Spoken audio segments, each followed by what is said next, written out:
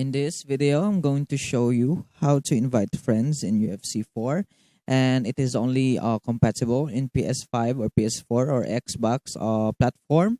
And I think you could only invite friends in like PS5 to PS5, just like that.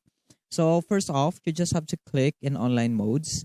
Once you have clicked that, as you can see, I've made it maximized. So you just have to click online modes and then just click invite.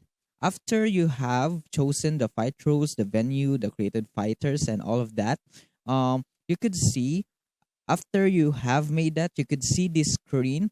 There is an invite a fighter, and this would load the fighter right here, or the player that you wanted to invite, or the friend that you wanted to invite in UFC 4. So you just have to go to your friends tab and invite them so they would go in here in your game. And once that's done, you could play the game, and that's it.